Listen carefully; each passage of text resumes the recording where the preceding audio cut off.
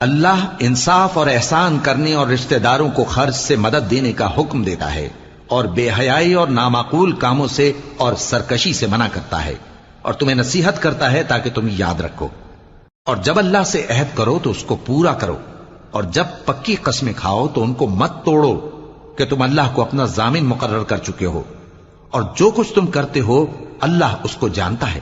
اور اس عورت کی طرح نہ ہونا جس نے محنت سے تو سود کاتا پھر اس کو توڑ کر ٹکڑے ٹکڑے کر ڈالا، کہ تم اپنی قسموں کو آپس میں اس بات کا ذریعہ بنانے لگو کہ ایک گروہ دوسرے گروہ سے زیادہ غالب رہے۔ بات یہ ہے کہ اللہ تمہیں اس سے آزماتا ہے،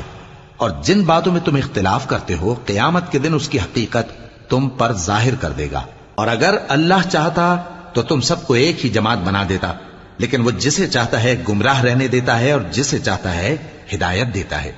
اور جو عمل تم کرتے ہو اس دن ان کے بارے میں تم سے